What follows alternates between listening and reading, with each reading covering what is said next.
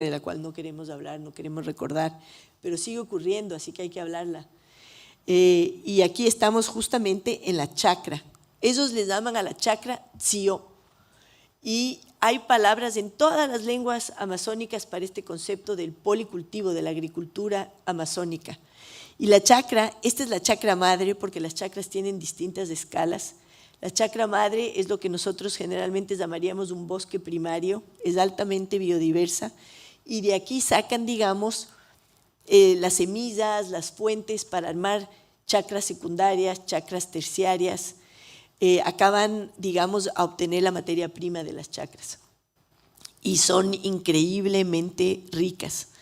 Entonces, lo que les contaba, por mencionar 4 grupos con los que trabajamos, la Tzio, Siecopay, los guaraní les llaman Quehuencore, los guaraní son más nómadas, son cazadores, recolectores, entonces sus chacras son mucho más simples si quieren, porque ellos se mueven mucho más. Los Tzio solían ser mucho más móviles, pero por el tema de la presión del petróleo se han vuelto más sedentarios, entonces sus chacras se han ido convirtiendo en chacras mucho más elaboradas, por lo que ya no se pueden mover tanto. Los quichua tienen la chacra, pero los quichua son altamente sedentarios y sus chacras son tremendamente complejas. Y acá tenía, ya no alcanzo a ver, no me acuerdo cuál grupo era este de acá. Los shuar, con su aja. Entonces, claro, los alumnos estaban impactados con este concepto de agricultura, mirando todas las plantas, todo lo que tienen, y obviamente esto ya desde una perspectiva modernizada, porque no son culturas estáticas las amazónicas y no tienen por qué serlo. Y un poco lo que tratamos de hacer también en este proceso de planificación del cantón con Xuxufindi, el Sistema Nacional de Planificación de Ecuador ha excluido sistemáticamente a las nacionalidades originarias. Desde la perspectiva de las nacionalidades originarias, la unidad básica de planificación es la comuna, pero desde la perspectiva del gobierno ecuatoriano es la parroquia. ¿Qué significa eso? Que las comunas indígenas se quedan sin plata, no entran al presupuesto nacional. Entonces, los sistemas nacionales de planificación en toda América Latina tienen que ser revisados, porque no pueden seguir excluyendo la unidad de planificación de los originarios, que es la comuna, que es el sistema comunal del territorio. Y ahora, en el caso específico de Ecuador, se añade a la problemática el hecho de que las comunas, por acuerdos que vienen desde la ley de Indias en el siglo XVI, no pagan impuestos, porque son considerados como, no sé cómo explicar, como naciones autónomas desde todo punto de vista. Son autónomas políticamente, son autónomas económicamente, son autónomas culturalmente, autónomas incluso desde el punto de vista de la ley, salvo ciertos casos en los cuales tienen que atenerse a la Constitución Nacional, tienen que atenerse a los reglamentos de la nación. Pero hay un sistema que es altamente autónomo en el Ecuador, porque los indígenas en la zona andina siempre han luchado por su autonomía.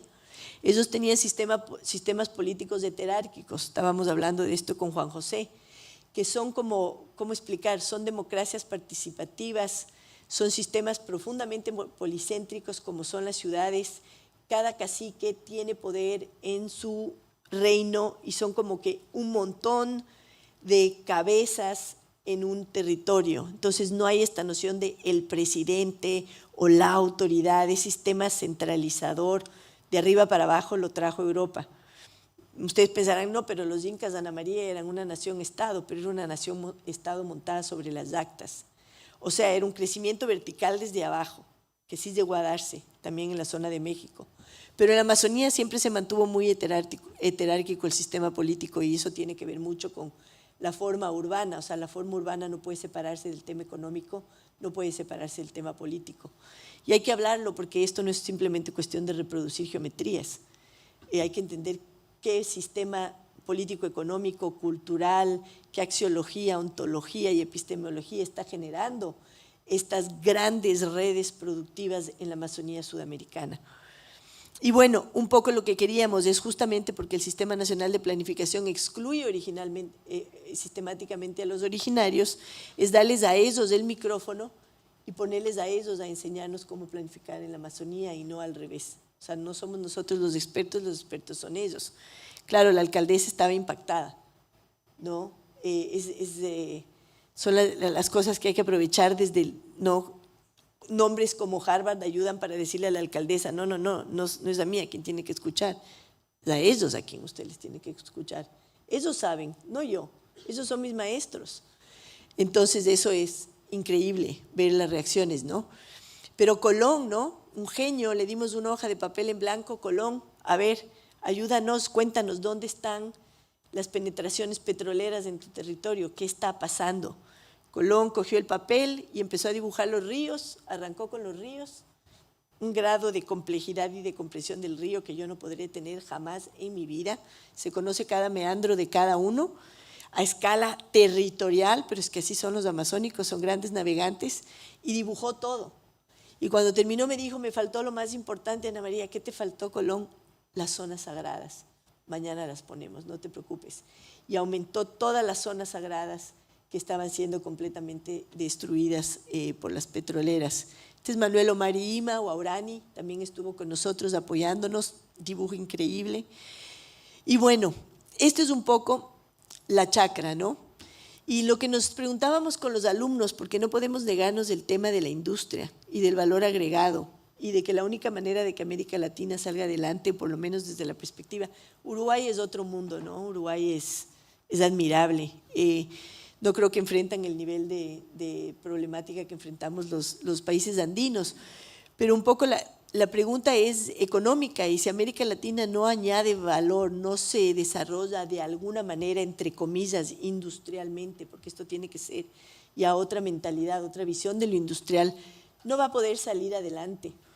Y la conversación más interesante que tuve en el GSD fue con mis alumnos chinos, porque la China se ha levantado, la China se ha industrializado, ahora es la principal potencia del mundo y ha adquirido un enorme poder gracias a eso. Entonces, para mis estudiantes chinos, que esto sea mi modelo era como que un shock al comienzo. Siempre es que, Ana María, no te entendemos, hay que industrializar Ecuador. Yo lo que les decía es, ¿puede América Latina ser la siguiente China? Quizá México va a ser la siguiente China. O sea, ¿pero puede Sudamérica ser la próxima China? Y me quedaban mirando y me decían, no. Y decía, ¿por qué no?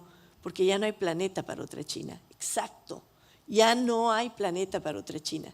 Entonces, ¿qué tiene que ser América Latina? Ayúdenme a pensar cómo es la industria de América Latina dentro de una visión amazónica, porque ya no da el planeta para otra como la de ustedes. Y fue fascinante porque los únicos estudiantes que quisieron embarcarse en el reto de pensar la industria en la Amazonía fueron mis estudiantes chinos. Todos los demás dijeron no industria en la Amazonía. ¿Hay un lugar para la máquina en la Amazonía?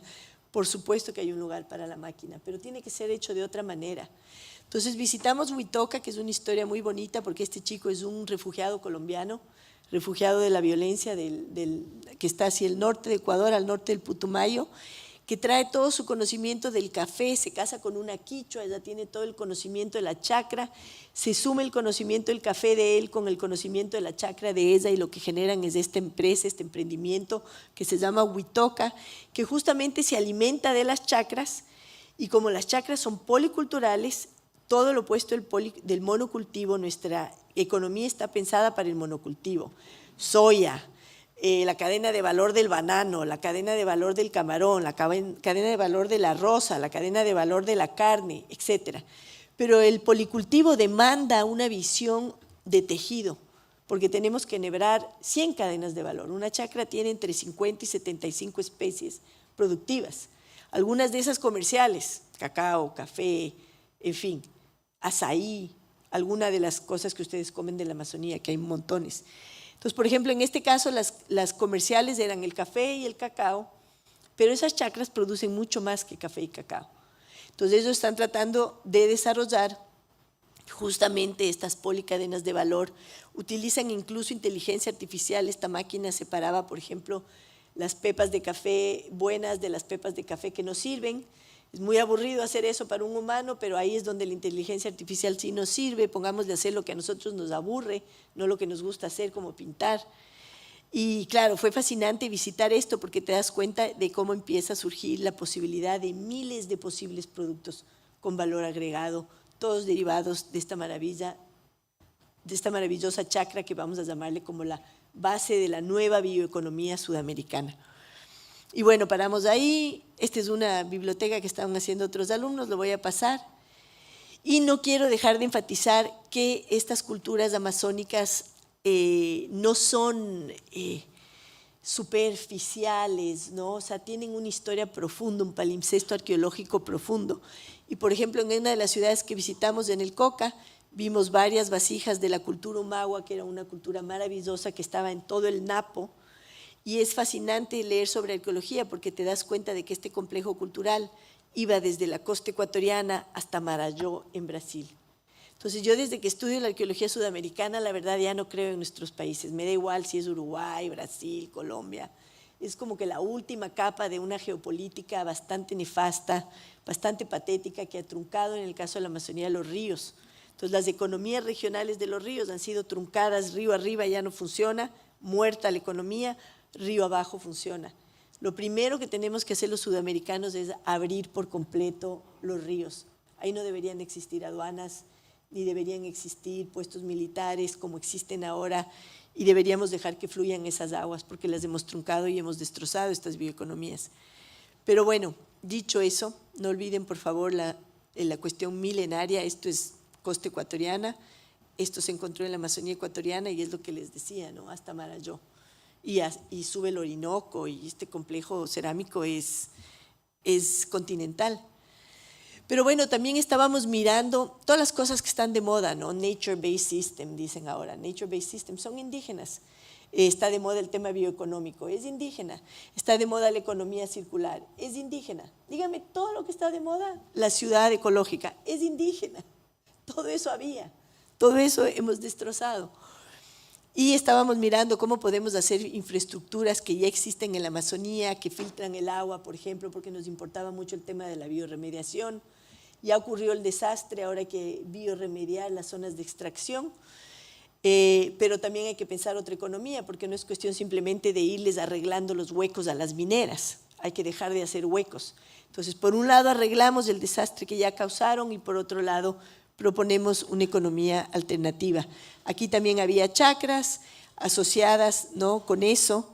Y lo bello de la chacra, este es Mushudacta, es una comuna quichua, que también visitamos y les debía a los alumnos, porque cuando yo fui a Mushudacta en plena pandemia, fue una experiencia deprimente. Encontré a los quichua totalmente deprimidos, creo que todos estábamos deprimidos, pero a ellos les golpeó de manera especial la pandemia, porque habían abandonado su chacra por plantaciones de monocultivo de guayusa.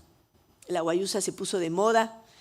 Un gringuito joven que vino a visitar a las comunas quichua de Ecuador en algún momento aprendió sobre la guayusa, participó en el ritual de la guayusa upina. Es un té maravilloso porque tiene muchísima cafeína, te da muchísima energía, pero no tiene los aspectos negativos del café, digamos. Es un té increíble.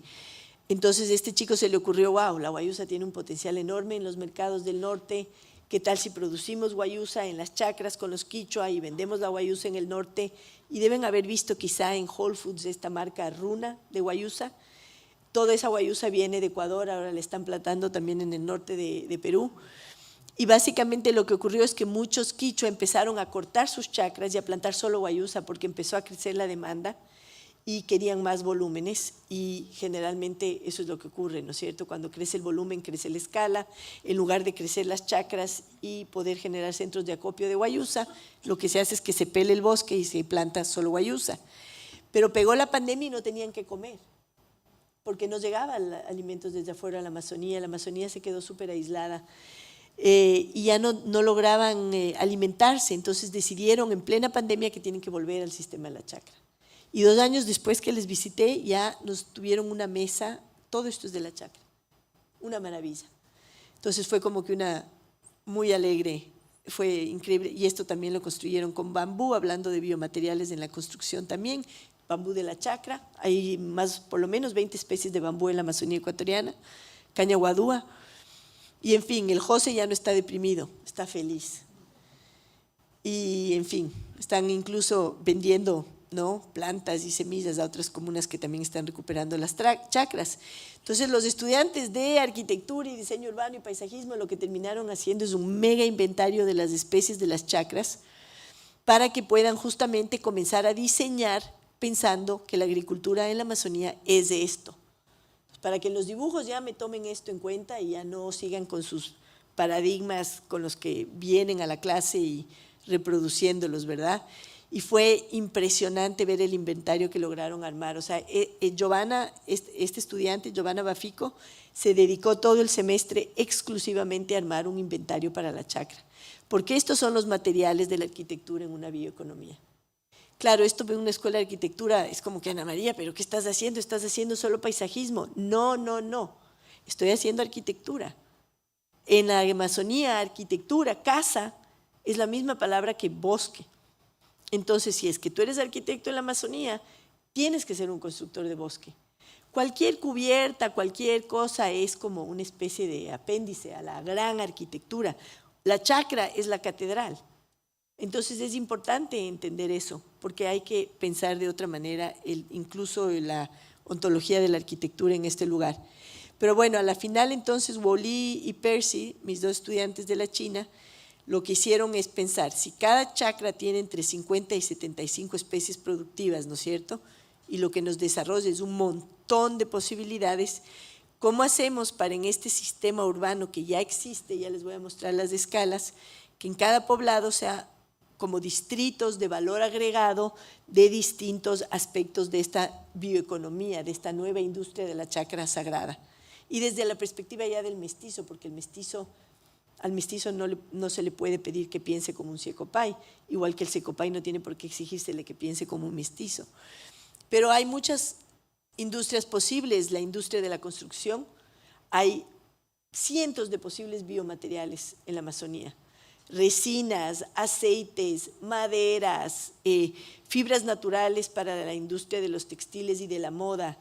Hay aceites para la industria de los cosméticos, shampoos, todo biológico. Hay cualquier cantidad de… También se puede hacer un tema de energía, ¿no es cierto? No como no cultivo, plantemos soya o maíz, miles de hectáreas de plantación y después arruinamos la selva para hacer biodiesel, no. Pero aquí hay muchísima materia orgánica que se desperdicia y que se puede utilizar también en una economía energética. Entonces, en fin, aquí pueden ver, ¿no?, varias posibilidades que estábamos estudiando con los alumnos de posibles industrias ecológicas que se puedan desarrollar con valor agregado en la Amazonía. Y eso obviamente tiene un componente territorial urbano que es importante tomarlo en cuenta. Entonces, por ejemplo, aquí se dieron cuenta dónde existían ya los nodos, como que todo ya estaba en el territorio.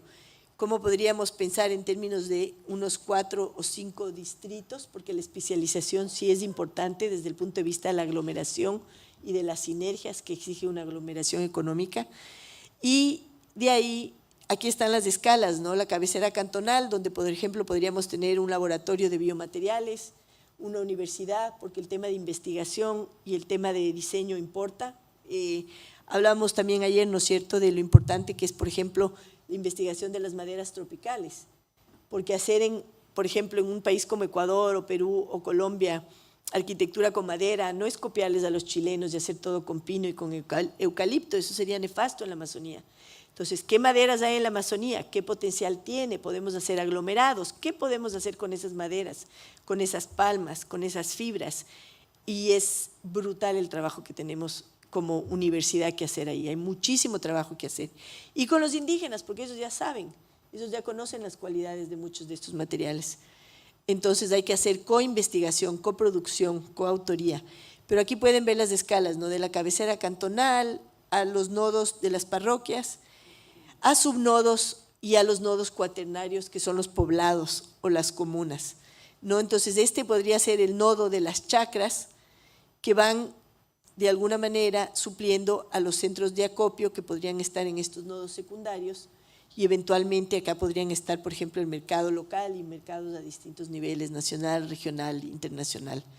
Y este es el sistema de chacras. Miren, es como en toda la Amazonía, siempre es un sistema descentralizado que funciona en red e interconectado, porque los amazónicos siempre dejan descansar al suelo, porque saben que la productividad cae en el tiempo. Entonces ellos continuamente están moviendo el cultivo. ¿Y cómo puede esa lógica alimentar también al corte urbano? ¿Cómo podemos pensar la ciudad amazónica desde la perspectiva de la chacra? Eso también es algo que hicieron los estudiantes. ¿Y cómo puede ser la chacra la fuente de un proceso de bioremediación? Lo trabajamos esto también con varios indígenas y mestizos ecuatorianos que ya vienen trabajando este tema, y un poco la idea es imaginarnos la restauración de este territorio, esto más conceptual, ¿no? Pero desde la perspectiva de la lógica de las chacras y sus especies que nos pueden ayudar con sistemas de filtración de agua, por ejemplo, para ir remediando el agua, para ir remediando el suelo. E incluso los alumnos que son más lanzados que yo me dijeron, bueno, ¿y por qué no revertir las plantaciones de palma, Ana María? Y yo, wow, ¿por qué no? Vamos, intentemos convencer a estos empresarios de que el futuro es el policultivo, ya no el monocultivo, que van a seguir las pestes tragándose sus territorios.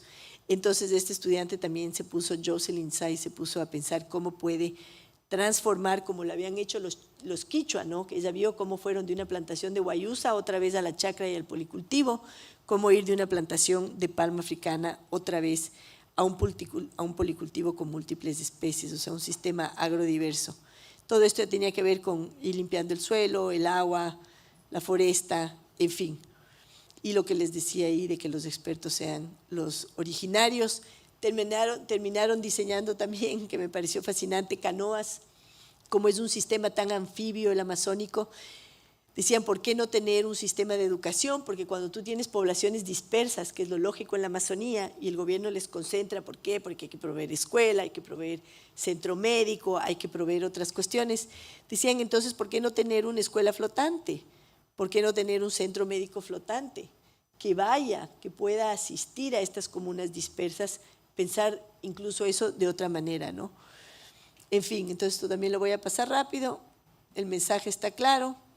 Y esta es la comuna con la que trabajamos, los Yecopay. Este es un dibujo de los alumnos basado en el dibujo que hizo Colón. E incluso esa simpleza, ¿no?, de pensamiento, este dibujo me gustó mucho, de pensar las cosas desde esa visión sumamente sofisticada, sumamente lógica y sumamente simple de los amazónicos hasta la hora de hacer un puerto. Y ya para cerrar, Sinan, otra de mis alumnas de la China, esa tuvo una sensibilidad para captar la cuestión amazónica que me impactó muchísimo. A mí me ha tomado más tiempo, pero incluso fíjense en el dibujo cómo refleja el cielo, ¿no? Así es la Amazonía, siempre el agua está reflejando el cielo. Y cómo ella se obsesionó por el tema del agua y se dedicó a ver lo que podríamos llamar la chacra acuática, que también en el Pacífico hay, ¿no? Se está hablando de todos estos sistemas productivos del Pacífico, los huachaques en Perú, pero también los había en Chile, también los hay en Canadá. Nos estamos dando cuenta de que los indígenas de la América habían hecho también del mar un huerto marítimo. Y digamos que estos son huertos también acuaculturales en los que los amazónicos lo que hacen es justamente incrementar dramáticamente su acceso a proteína, ¿no? Los peces son sumamente importantes en la dieta amazónica. Y eso es lo que se dedicó a desarrollar ella. Entender, los amazónicos plantan, por ejemplo, las frutas que más les gusta a los peces en los bordes y los peces saltan a coger, es increíble, a coger la fruta, ¿no? Hay pirañas que comen solo fruta, otras son carnívoras, pero en fin, todos los peces que les gustan les proveen de una chacra acuática, de lo que les gusta para estimular la abundancia de estas especies. Entonces, esta es otra forma de diseñar y las herramientas del arquitecto aquí son ecológicas. Y es sumamente importante, yo creo que empecemos a pensar ya de una manera mucho más ecológica el espacio. Pero bueno, ya creo que está el mensaje claro, también desarrolló filtros y aquí es más a escala regional, pensando un sistema de chacras acuáticas, no solamente de chacras vegetales. Y con eso termino. Muchas gracias.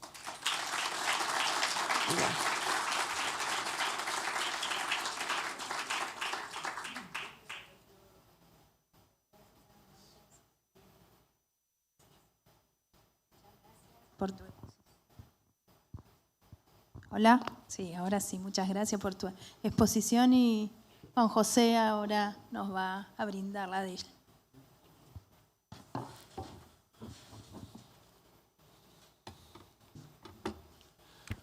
Muy buenos días. Qué hermoso paseo nos ha hecho Ana María, como colocando en esta pregunta de cuál es esta base cultural. Y cultura y cultivo comparten esa misma raíz, como saber y sabor. Esa misma cosa como de degustar es lo que provoca ese ese saber. Entonces, cuando estuvimos ayer todo el día reunidos con MEVIR en el jurado y hablábamos entonces en Rivera, la condición específica de ese terreno, el borde de agua y todas estas analogías y acercamientos que planteaba Ana María durante el debate del jurado, vemos que tiene esta raíz, esta cultura, este sabor tan profundo como el que nos presenta.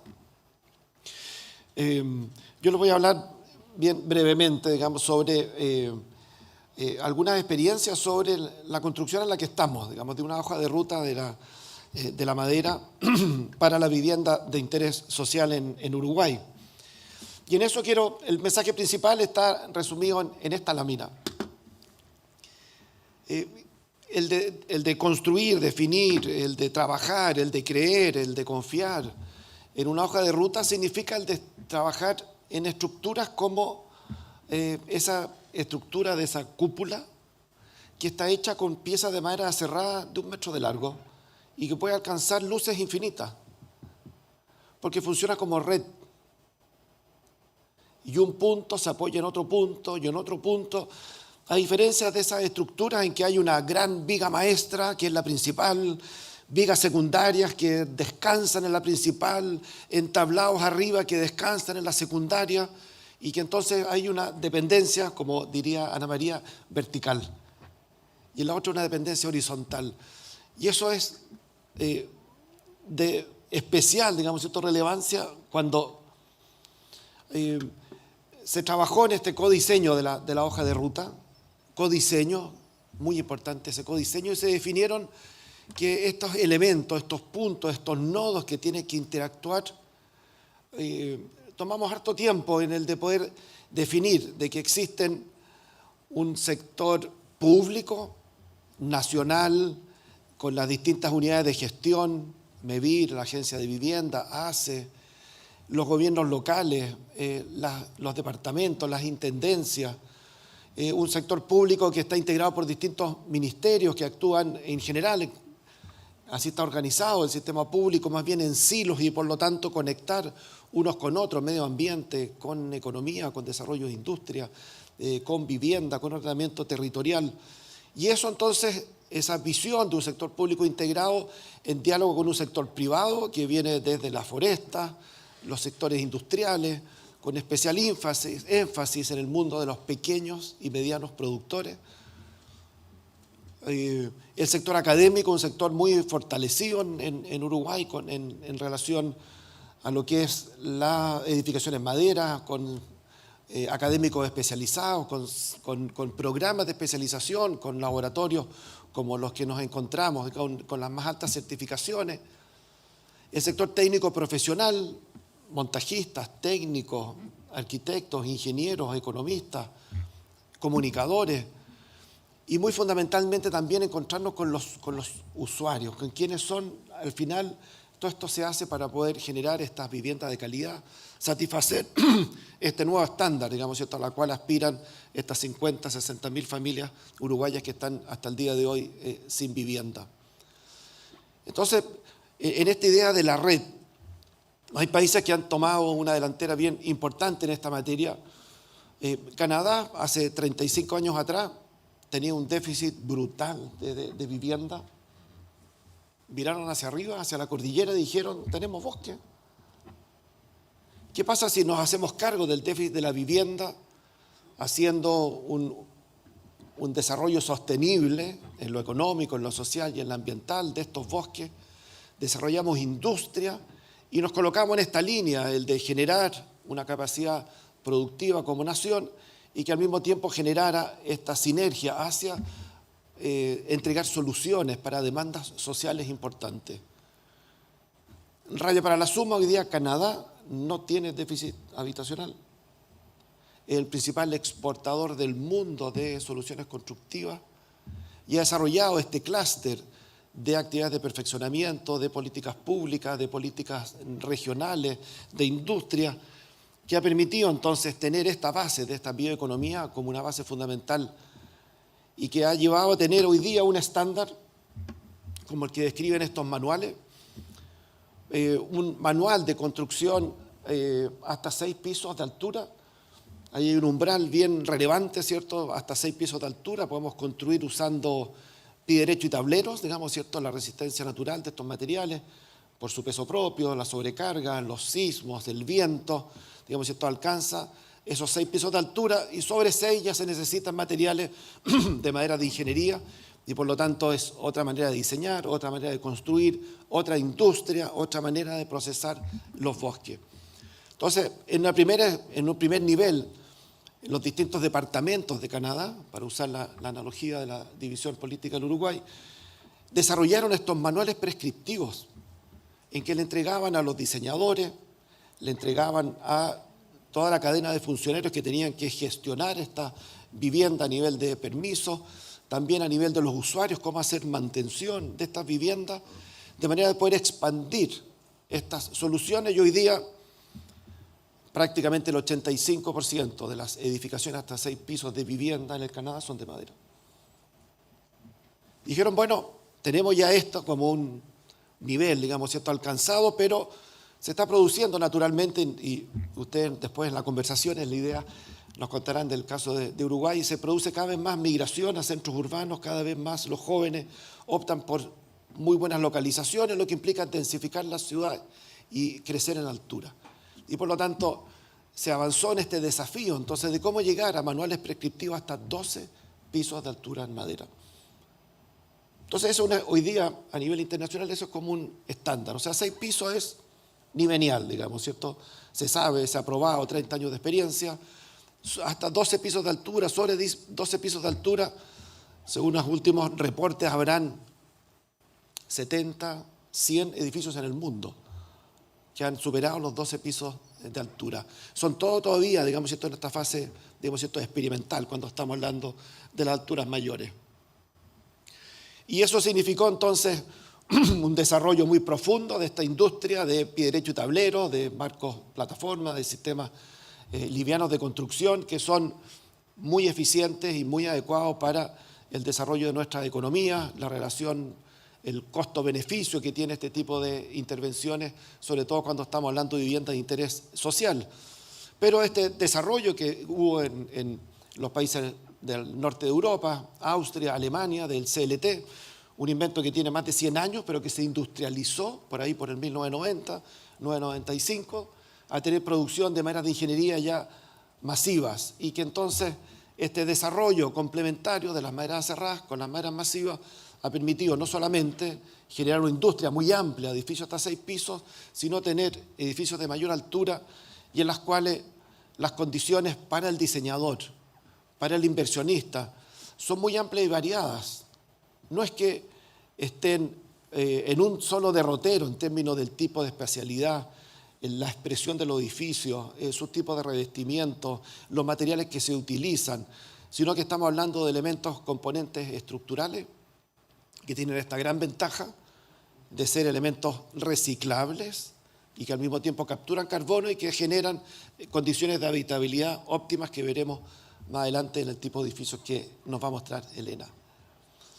En el caso de Finlandia, país admirable en términos de la gestión que ha hecho, Finlandia fusionó 3 universidades. Finlandia tenía, antes era parte de Rusia, la Unión Soviética, ¿cierto? Y cuando ganó, digamos, ¿cierto?, conquistó su independencia, hizo un pacto social y empezó a mirar el desarrollo del pueblo finlandés en base a, de nuevo, su cultura, su cultivo, su saber, su sabor.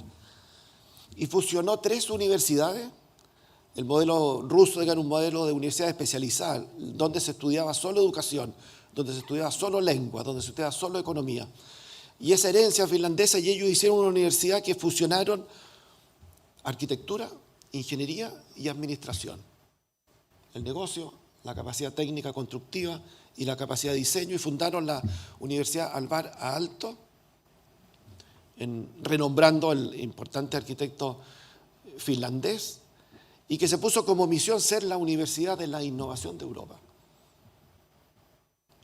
Y en esta, digamos, cierta universidad, en conjunto con las políticas públicas, en conjunto con el desarrollo de la industria que antes era de telefonía móvil y que hoy día es 100% forestal y de emprendimiento, una universidad que genera núcleos de emprendimiento a partir del trabajo de los alumnos, de sus tesistas, verdaderamente notable. Y generó entonces este desafío de la carbono neutralidad, el desarrollo de la madera local y un programa muy ambicioso llamado Wood Europe, que es el de cómo influenciar también las nuevas tendencias en Europa a partir, digamos, del desarrollo de la industria de la madera. Y con metas muy ambiciosas de subir del 31 al 45% prácticamente en 3 años. ¿Cómo logran, digamos, cierto, ese tipo de iniciativas? ¿Cómo logran ese tipo? A través de un régimen de ayuda, un régimen de apoyo a nivel nacional y a nivel departamental, a nivel de los municipios, para privilegiar el uso de materiales sustentables y el uso de la madera. Cumplen con ello un objetivo nacional de alcanzar la carbono neutralidad. Muy bonita esa metáfora que nos hacía Ana María, como en el planeta ya no cabe otra China. Tenemos que ocuparnos del planeta y que por lo tanto alcanzar, digamos, un sistema constructivo que nos lleve a la carbono neutralidad, digamos, esto es muy relevante. Si los materiales tradicionales fueran un país, sería el tercer país más contaminante del planeta. China, Estados Unidos y la construcción. Por lo tanto, la tarea de la industria para poder reorientar este desarrollo, digamos, de este planeta sostenible es una tarea central y por lo tanto el de colocar recursos públicos para esa meta nacional, para satisfacer con buenos estándares la vivienda, para poder generar condiciones de confort, entrega rentabilidad social a la inversión del Estado. Y con obras entonces, con distintos sistemas constructivos, en el caso de Fukuoka, aquí abajo, aquí a la derecha de ustedes, es un sistema constructivo hecho con contenedores de madera, así como si fueran unos contenedores de los barcos, pero enteros hechos de madera y que están apilados unos sobre otros, generando unos espacios libres interiores preciosos, o edificios desarrollados con el sistema del CLT. En el caso de Chile, con un inicio más modesto, teníamos el año 2012 el 13,9% de construcciones en madera. En Uruguay entregaban datos cuando se presentó, Marcia, el proyecto de Fonplata, de la Comisión Honoraria de la Madera, en base al censo, de que en Uruguay algo así como el 2% de la construcción tiene muros estructurales en madera. 2%. En el caso de Chile partimos con el 13,9%, para el año 2020, en el desarrollo de esta agenda de hoja de ruta llegamos al 20% y aspiramos al 2030 llegar al 30%. Y para eso, entonces, el trabajo de la academia, de los sectores profesionales, del sector público, en relación con los distintos actores del ecosistema, ha sido fundamental.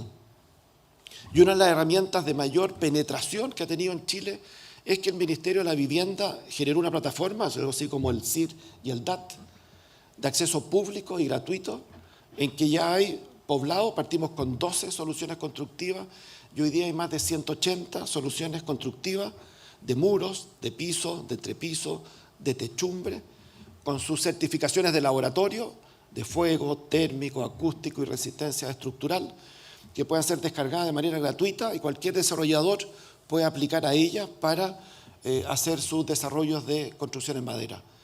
Hay una barrera tecnológica, digamos, ¿cierto? Hay una barrera de conocimiento, una barrera de certificación, de que con esta vía se consiguió entonces que hoy día, de los 1000 aserraderos que hay en Chile, hoy día ya del orden de 30 han avanzado en su cadena de valor en base a los pequeños productores para entregar soluciones constructivas hacia la industria y no solamente madera aserrada.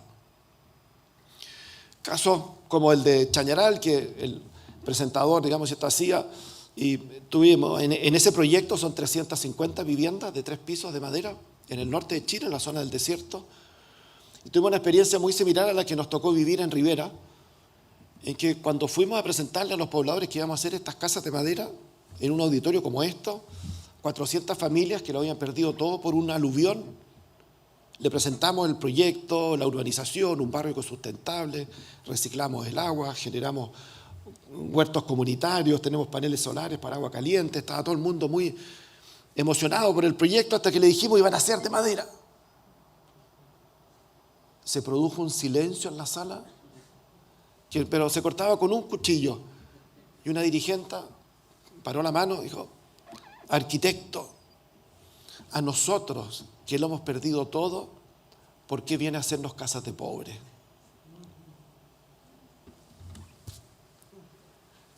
Atravesado el corazón con un arpón. Nos fuimos pero devastados. La resiliencia, digamos, ¿cierto? Muy importante. Dijimos, bueno, con el Ministerio de Economía de Chile construyamos una de estas casas de 3 pisos completa en el centro comercial de Chañaral. Hicimos un fast track, en 2 meses teníamos la casa entera construida, 3 pisos, una casa de bajo y 2 casas de alto, y invitamos a todos los dirigentes a que la pudieran visitar. Estábamos afuera, la gente de la universidad, del ministerio, del municipio, histéricos mientras recorrían arriba, hicieron las verdaderas pruebas de laboratorio, digamos, ¿cierto? ¿Qué hizo viejo? Le decía la señora, viejo, suba al 2.º piso y salta.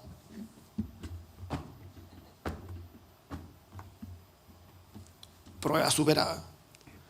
Ándate a la casa de al lado y agarraron a codazo el muro divisorio. Y la señora en el departamento al lado se paseó, recorrieron la casa completa, abrieron la puerta de salida y corrieron y nos abrazaron.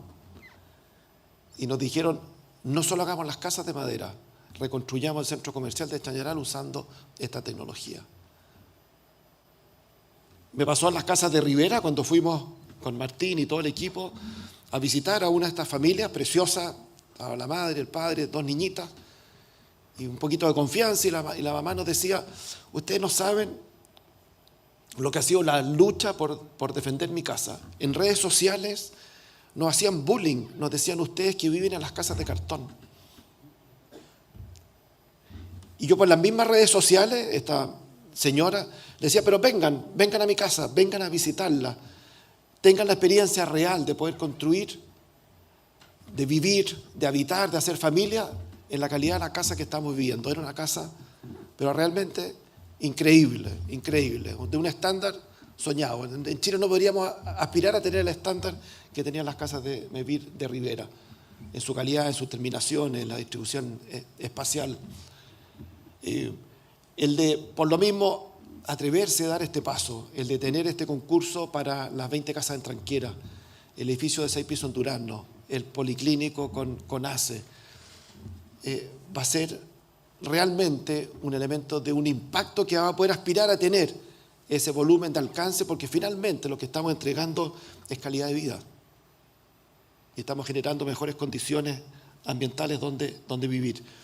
¿Y en qué estamos hoy día en Chile? El primer edificio de 12 pisos de Latinoamérica, en Coyhaique, en Aysén, en la Patagonia, desarrollado con estas tecnologías de madera de ingeniería y que esperamos esté pronto, digamos, iniciando sus obras y que es una iniciativa privada. Y entonces ya esta es la manera en que se presentan estos edificios, ¿cierto? Sus materiales, digamos, ¿cierto? Cuánto utiliza, cuánto absorbe, cuánto es lo que deja de emitir, cuál es el equilibrio, entonces, de esta nueva manera de construir. Hoy día hablamos de edificios verdes cuando tienen doble vidriado, estacionamientos de bicicleta o unos paneles solares en el techo, pero el edificio emitió una cantidad de carbono durante la construcción, ha sido ineficiente el uso de la energía y va a seguir siendo ineficiente en el consumo de energía, y por lo tanto el de poder transitar, digamos, ¿cierto?, a este tipo de tecnologías tiene finalmente, digamos, ¿cierto?, esas ventajas. La hoja de ruta del Uruguay, y de ahí viene, digamos, ¿cierto?, la metáfora, tiene 10 ítems, desde la gobernanza y 10 acciones que tienen que ver con estos pilotos, con normativas, con programas de perfeccionamiento, con un programa de acompañamiento a los pequeños aserraderos, que es fundamental. Si uno quiere dar sostenibilidad a una política pública, la base social de la política es fundamental. Y por lo tanto el tema del abastecimiento de rolos para los aserraderos, acompañarlos en la mejora tecnológica, en la profesionalización, el de poder incorporar valor agregado en sus líneas de producción, es que da sostenibilidad política para que después, en conjunto con la gran empresa, con la academia, con las normativas, con bomberos, que ha sido un colaborador increíble, dedicado, técnico, digamos, ¿cierto?, para el desarrollo de esta hoja de ruta, tengamos estas 10 líneas de acción. Y el mensaje entonces es que son 10. No nos enamoremos de una o de dos, para que efectivamente podamos trabajar en esta idea de malla. No hay vigas principales y vigas secundarias. todas estas 10 líneas, desde los catálogos técnicos, las normativas, los proyectos pilotos, tenemos que hacer el esfuerzo máximo para poder lograr esa hoja de ruta. Y esto, dicho en Uruguay, campeones del mundo, no puede tener mejor realidad y mejor futuro que el desarrollo de este futuro de la hoja de ruta. Muchas gracias y felicitaciones por ese título mundial.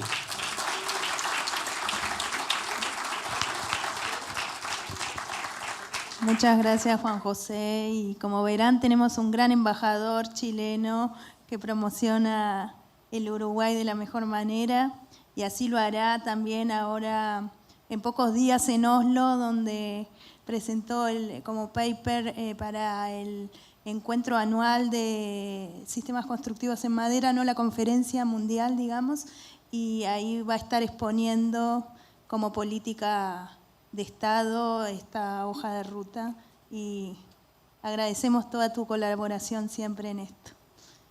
Bueno, ahora Elena, por favor, tu presentación. Hola. Bueno, lo primero de todo, agradecer al Ministerio y a la ANB por haberme invitado a estar aquí hoy con vosotros y la formidable acogida que me habéis dado. Bueno, yo, junto con mi socio Guillermo Sevillano, tenemos el estudio de arquitectura en Madrid, en España, que se llama SUMA.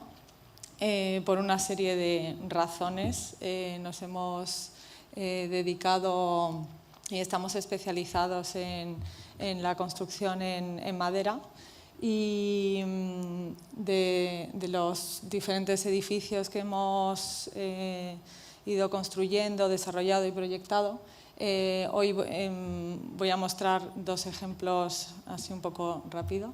Un edificio público y un edificio residencial en altura. Pero antes de pasar a los proyectos, simplemente voy a hacer como una breve explicación de lo que para nosotros significa el diseño ecosistémico, para poder entender un poco bueno, la manera de diseñar que tenemos. Para nosotros, al igual que tomamos como referencia el cuerpo humano, ¿no? Pues al igual que en el cuerpo humano, para nosotros la estructura de un edificio no es solamente esto, o sea, no es solamente el esqueleto, ni tan siquiera es esto, tampoco, sino que es toda la relación y todos los elementos que hacen posible y que sostienen todo el sistema de huesos y de elementos, ¿no? Entonces, toda esta estructura ecosistémica que llamamos es fundamental. Entonces, de ahí que para nosotros el material fundamental y más importante que pueda dar respuesta a este tipo de imagen como relacional de la estructura, pues es la madera, porque responde a muchísimas categorías y exigencias que le pedimos al material estructural, y no solamente su resistencia como material estructural, sino otras muchas características que iré contando ahora poco a poco. El primer edificio que os presento es la Biblioteca García Márquez. Es una biblioteca que está inaugurada desde hace un año. Vino de un concurso que ganamos en el año 2015. O sea, las obras nos han llevado, el desarrollo del proyecto y las obras nos han llevado 7 años. Aquí, ya al hilo un poco de lo que decías en tu presentación,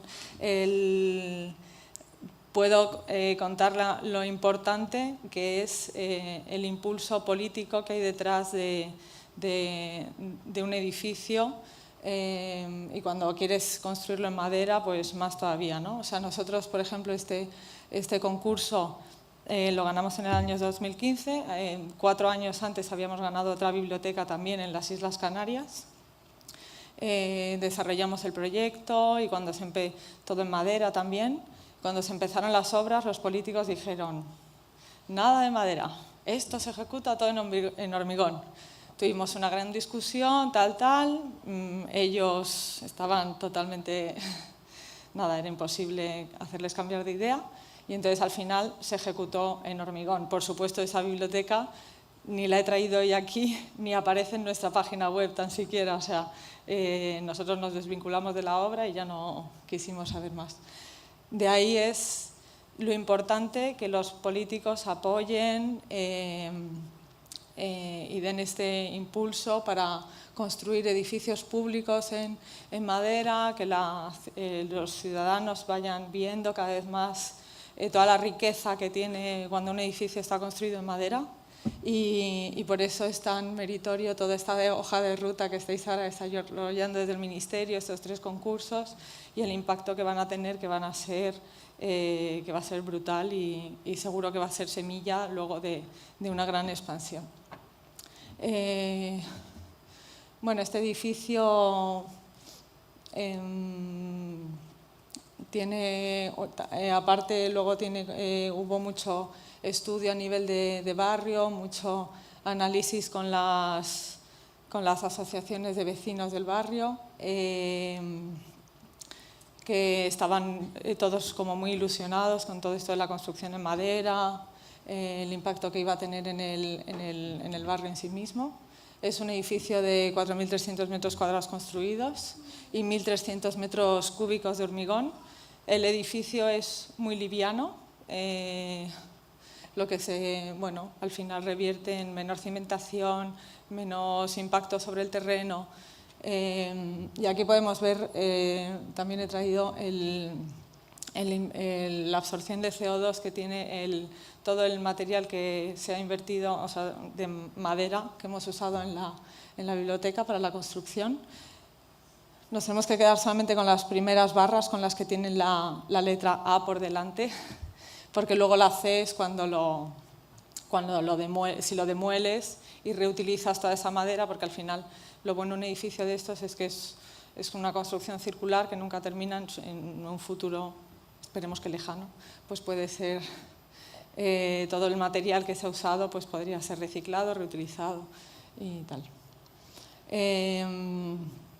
Bueno, es un edificio que se asienta sobre 3 patas y tiene unas estructuras un tanto complejas porque sobre estas 3 patas se van lanzando una serie de cerchas, en unos casos exclusivamente de madera y en otros casos un híbrido de madera y acero. Nosotros, como decía antes, que la estructura no responde solamente a la traslación vertical de esfuerzos, sino que da respuesta a muchísimos otros factores, ¿no? Da respuesta a cómo entra la luz dentro del edificio, por eso hay ciertos momentos en donde la estructura gira y tiene una orientación norte, para capturar la luz norte, que en España es la adecuada para una biblioteca, porque es la iluminación más constante a lo largo del día. Resuelve temas de escala, de programa, en toda la cubierta también captura toda esta iluminación, los factores de vistas, de hacia dónde queremos que esté orientada la biblioteca. Y luego toda esta biblioteca se disfruta desde el interior de los espacios y se reviste con unos elementos prefabricados de fibra de vidrio hacia el exterior para proteger la madera en el interior y protegerla de la intemperie. Haciendo un recorrido por el interior de la biblioteca desde la planta inferior, pues podemos ir viendo cómo la madera tiene una gran presencia, cómo cualifica todos los espacios, cómo encierra todos los espacios. Por tanto, aquí la madera estructural, ¿no? El CLT y el GLT tienen un impacto visual, y no solamente visual, sino también a nivel térmico, lumínico. Estas son fotos, también se van mezclando fotos del proceso de obra y luego de la obra ya terminada. se va viendo cómo hay espacios donde la estructura tiene muchísima más presencia, otros donde estos paños de madera se hacen como más livianos porque están colgando de la cercha que hay, como en este caso, ¿no?, de la cercha que hay arriba. Aquí todos estos paneles pues tienen una luz estructural entre un núcleo y otro de 21 metros de longitud.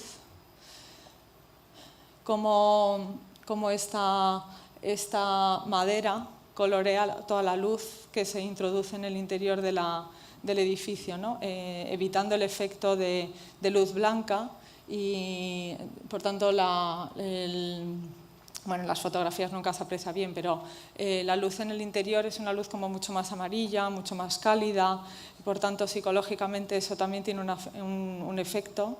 Se elimina la sensación esta de pared fría, ¿no?, porque la madera siempre tiene una temperatura adecuada, siempre está, por tanto, también sus cualidades ápticas, ¿no?, de la madera, del tacto, cualidades olfativas también, porque siempre huele casi como a sauna finlandesa. Al principio de obra olía más, ahora cada vez va oliendo un poco menos, pero sigue quedando un cierto aroma a madera que también nos lleva pues como a este contacto con la naturaleza tan necesario que tenemos hoy en día. Y bueno, en esto se va viendo cómo la estructura de madera traspasa sus límites de elemento portante y se convierte también en mobiliario, en estanterías, en gradas, asientos, mostradores, compartimentaciones. Entonces, bueno, pues la idea de eso, de que es una estructura ecosistémica que tiene que ser revisada y valorada desde un punto de vista holístico y relacional, ¿no? O sea, la estructura pues traspasa sus límites, se convierte en arquitectura, en el elemento que encierra todo el espacio, y se trabaja desde un punto de vista como de ebanistería, donde cada nudo, todos los herrajes para que sean ocultos, para que aparezca este como aspecto como más liviano. Bueno, como veis, la estructura se ejecutó y luego estuvo a la intemperie casi un año debido a la pandemia, y por eso aquí se ve como la madera afectada como por todas estas inclemencias, pero el cliente estaba como muy asustado. Pero bueno, esto es una manita de lijado y luego ya el lasur y no se ve ninguna afección en este momento. Bueno, aquí se ven pues eso, un poco todos el estudio de todas las uniones y todos los herrajes para que sean pues eso, ocultos y que la madera tenga como ese aspecto de mueble a gran escala, ¿no?, donde cada pequeño detalle pues tiene como mucha importancia porque va a quedar visto. La madera va a quedar vista en su mayor parte, creo que más o menos como el 80% de los paneles de madera quedaban vistos, al menos en una de las caras, porque luego la otra cara es siempre por donde se le hace el tratamiento acústico, térmico, por donde van las instalaciones y tal. Entonces se deja vista una cara y la otra es la que se trabaja a todos los efectos. Y bueno, el resultado de este trabajo pues eso, de esta estructura que responde a muchos más factores más allá de elemento estructural, se mezcló con todo el programa bibliotecario, con todas las exigencias de los vecinos, de todas las exigencias luego ya de efectos de instalaciones y tal. Bueno, pues al final el resultado es como un poco el hogar de todos, ¿no? El barrio lo siente muy suyo, la gente está muy contenta y los vecinos nos han trasladado que están más a gusto aquí que en su casa, ¿no? Lo cual ya bueno, se ha conseguido como un espacio con unas cualidades pues muy especiales que la gente valora muchísimo. Y eso, desde luego, es gracias a la madera. Y en este caso, eso, con el ejemplo que os ponía al principio de lo de la otra biblioteca, que somos los mismos arquitectos, los mismos, o sea, el proyecto se desarrolló igual y sin embargo no tiene absolutamente nada que ver el resultado de uno con el resultado de otro. Y vamos, somos conscientes que la madera ha sido una de las razones principales que genera como esa gran diferencia entre un edificio y otro. Y luego ya por último traigo este edificio de viviendas en cooperativa. Fue una cooperativa que también nosotros pusimos en marcha para juntar como un grupo de familias, un poco de las mismas edades, inquietudes y tal. Y esto es un edificio que está en Madrid, de 5 alturas, en 10 viviendas. Y bueno, en este caso pues también todas las viviendas responden, o sea, también aquí la estructura traspasa los límites estrictamente estructurales y se convierte fundamentalmente en mobiliario, zonas customizables por todos los vecinos, ¿no? O sea, se convierten en armario, cocina, mesa, pero sin embargo a su vez son elementos estructurales, ¿no? Cada vivienda está totalmente diseñada para cada familia que iba a vivir ahí, se les hizo como trajes a medida. O sea, cuando empezamos el proyecto, cada familia que entró aquí rellenó como un cuestionario con todas sus necesidades, inquietudes, cómo se imaginaban su vivienda ideal, y entonces cada una de estas viviendas pues se hizo específicamente esta matriz horizontal, la usamos para que cada vivienda pudiera ser customizada completamente para cada una de las familias. Son viviendas escalonadas, de tal manera que al final todas tienen un espacio exterior abierto, ya sea, como en este caso, esta axométrica, que es una terraza arriba, en la cubierta, o en otros casos jardín a nivel de planta baja. Y bueno, estos escalonamientos pues generan también unas conexiones visuales entre las distintas estancias que enriquecían el espacio. Esta es una foto de la obra.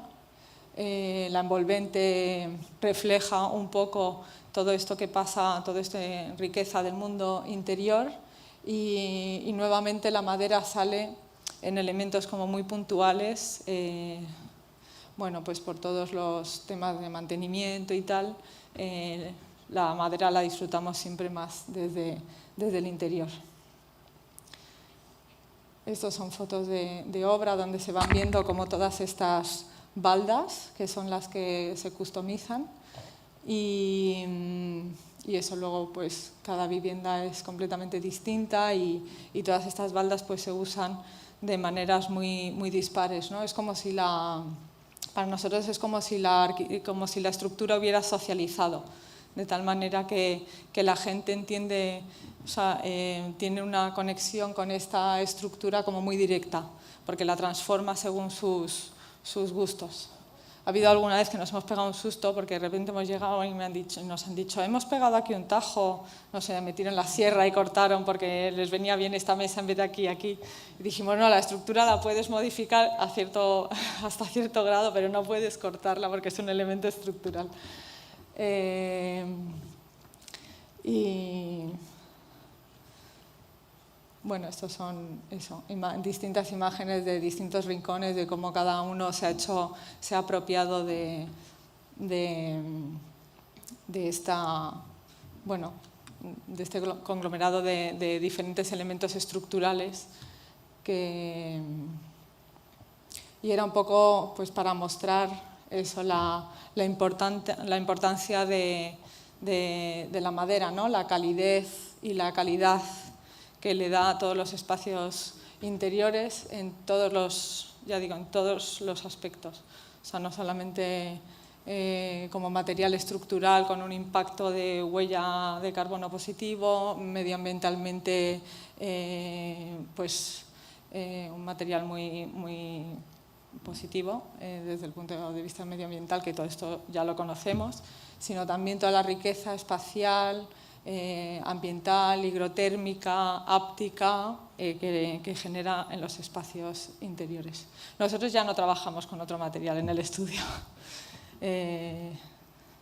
Y esto es todo.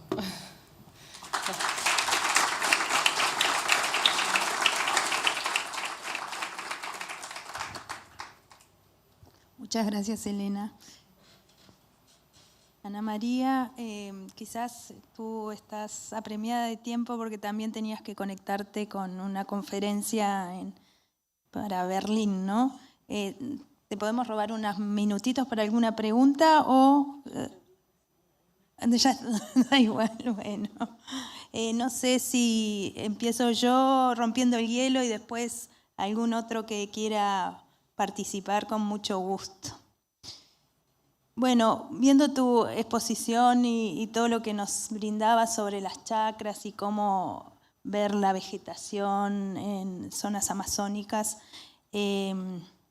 reflexionaba de cómo poder encontrar la cultura de la madera en nuestras ciudades latinoamericanas. En tu camino de experiencia, ¿eso está visto como a corto plazo o qué sensación y opinión tienes al respecto?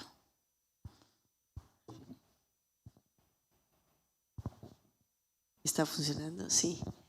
Bueno, supongo que un poco ese camino está relacionado con el temor que me produce la idea de desarrollar una industria de la construcción en Ecuador, por ejemplo, que no tiene esa tradición, sin primero desarrollar un programa de regeneración de zonas degradadas con bosques que produzcan esa madera, ¿no? Porque lo que detonaría en nuestras ciudades, o sea, si nuestras ciudades se transfieren a madera o importan, mejor dicho, o tienen que ocuparse de no generar una deforestación brutal en la Amazonía. Creo que un poco el tema de justamente ya no ver las ciudades solo desde la perspectiva de la ciudad, sino desde la perspectiva de la totalidad ecológica es lo clave para todas las ciudades de la América Latina y yo creo que en el mundo. Saber de dónde vienen nuestros recursos. Y lo que estoy haciendo ahora es, les estoy pidiendo a mis alumnos cuando trabajan, por ejemplo, con madera, que me dibujen, y eso me gustó mucho de uno de los concursantes, ¿no? Toda la materia prima, la cantidad de metros cúbicos, de dónde viene, cuánto se está plantando, cuánto estoy utilizando para que haya una conciencia de esa, justamente de esa relación entre la ciudad y la fuente de recurso que se está utilizando en esa ciudad. Si todavía trabajamos dentro de un binario, digamos. Todavía cuando se piensa en madera es madera nativa y no plantada específicamente para producir sistemas constructivos o cosas así. Falta esa evolución, por lo que todavía falta. Considero, o sea, esa planificación. Sí, o sea, en el caso específico de Ecuador hay plantaciones de madera y hay industrias de madera importantes, pero todavía no logran suplir la demanda. Entonces, si ya con la demanda existente hay deforestación de bosque tropical, imagínate si la demanda sube. Entonces, creo que ese tema es algo que lo tenemos que conversar ya a otro nivel, ¿no? Con todos los actores, como decías tú, ya no puede ser especialización, sino tiene que ser una red de actores que puedan trabajar esto simultáneamente.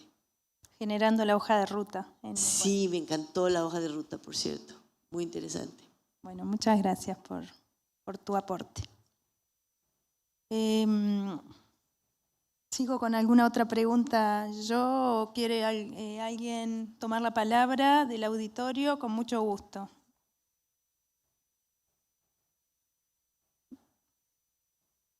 Bueno, seguimos, ¿sí?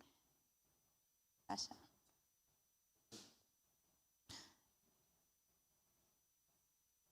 Agradecemos la presencia también de la Dirección Nacional de Bomberos y mientras también al LATU y Latitud por brindarnos toda la organización de este evento que, como bien decía Juan José y reflejaba en su imagen, somos todos eslabones de esta gran estructura para poder tener el éxito. ¿Qué tal? Todo bien, buenos días. Mi nombre es Michael Bobadilla, soy oficial de la Dirección Nacional de Bomberos. Y bueno, se pueden imaginar por dónde viene mi pregunta, me imagino. Mi pregunta va dirigida hacia Juan José y Elena Orte, que fueron los que hablaron referente a la construcción en madera. Y bueno, quisiera saber un poco de los incendios, cómo se comporta la madera, ¿sí? La seguridad que le puedo dar yo a mi personal como oficial de bomberos cuando ingresen, un incendio que puede demorar muchas horas en controlarse.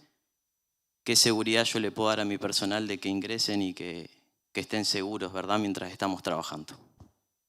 Muchas gracias.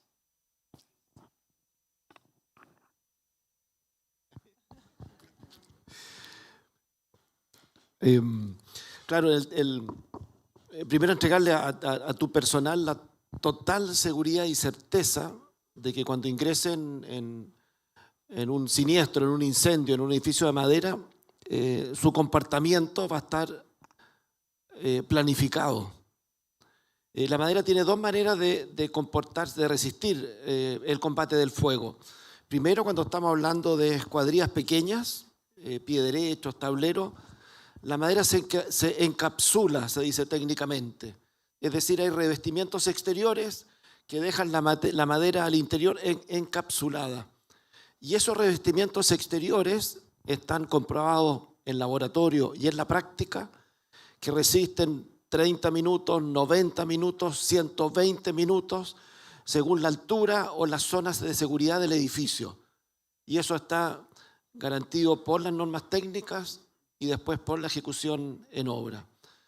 En el caso de la edificación en mediana altura y en altura en Uruguay se han también incorporado el tema de los sprinklers, ¿cierto? Y sprinkler, el promedio de encendido, de apertura de sprinkler en un incendio, un edificio que tiene rociadores, es de 6 rociadores en todo el edificio, por la capacidad de efectividad que tiene, digamos, ¿cierto?, de ir sobre el foco del incendio y apagarse.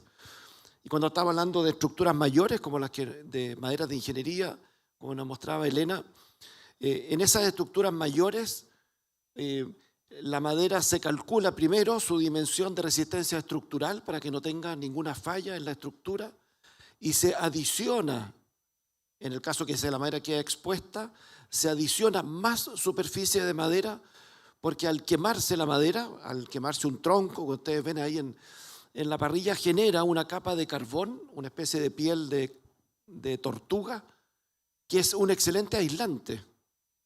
Y ese aislante demora la penetración del calor y del fuego hasta el corazón estructural de la madera. Es mucho más riesgoso ingresar en un incendio en una estructura de acero y el desempeño de una estructura de madera con respecto a la de hormigón tiene que cumplir por ley, está así certificado y se ejecuta en esas condiciones las mismas normativas de seguridad para los otros edificios. Por lo tanto, estos edificios de 6 pisos de Durazno o las viviendas de un piso de Rivera cumplen y satisfacen ese estándar para transmitir confianza al extraordinario trabajo que realizan bomberos para poder asistir a la población. Sí, en nuestro caso para la biblioteca, durante todo el desarrollo del proyecto estuvimos desarrollándolo junto con el jefe del Cuerpo de Bomberos del Ayuntamiento de Barcelona y él desde un principio nos transmitía su confianza en el material. Decía lo que has comentado, que es que le dan más miedo los edificios de acero que la madera, porque sabe perfectamente cómo se va a comportar, cómo se autoprotege la madera. O sea, todos... Pues lo que comentabas, que se sobreespesora, ¿no? Se le da un sobreespesor y que hace que se autoproteja la madera. Y entonces nosotros para el dimensionado de todos los muros hicimos un estudio de carbonización para ver exactamente el sobredimensionado que tenía que tener cada uno de los muros. Específicamente todos los muros que encierran la escalera de evacuación de incendios, porque en ese caso... Claro, nosotros en la biblioteca uno de los desafíos fue hacer los núcleos verticales rígidos, hacerlos también en madera, porque hubo veces que, ¿hacerlos de hormigón? No, tienen que ser de madera también, ¿no? Y encima la queremos expuesta a la cara del fuego. Entonces, bueno, se hicieron unos estudios de carbonización y bueno, a nivel estudios y con todos los estudios se dimensionó y ya digo, o sea, el cuerpo de bomberos estaban muy tranquilos con el edificio, no pusieron ninguna pega. Añadimos los rociadores, pero sobre todo lo que más preocupaba fue el atrio central y la propagación del humo, más que la propia propagación del fuego. Fue más el control del humo, fue lo que más se trabajó en este caso, pero por el atrio. Y luego lo que sí que le dimos a la madera fue el tratamiento del lasur, un lasur ignífugo que no propagaba la llama, tampoco producía goteo y no provocaba humo, que mejoraba las condiciones de exteriores, del revestimiento exterior de la madera. Bueno, muchas gracias.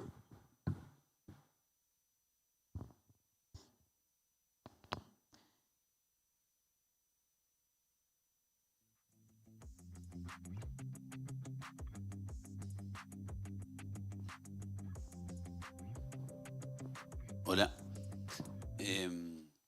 buen día. Dos preguntas son. Preséntate de dónde, por favor, primero. Bueno, ingeniero Federico Farinazo, estoy adjunto a la Coordinación General de Programa de Mejoramiento Barrial, que depende de INISU, Ministerio de Vivienda. Dos preguntas. La primera es las losas, ¿en qué material son? Para edificaciones de más de 2 pisos. Y la otra es cómo es el comportamiento acústico y cuál era el otro, no me sale ahora, me tranqué, pero ayúdame vos, arquitecto, acústico y térmico, ahí va, no me salía. Bueno, gracias.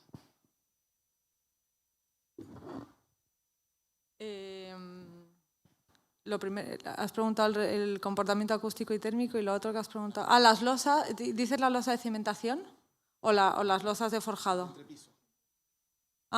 Igual, panel de CLT. Son todos paneles de CLT, sí.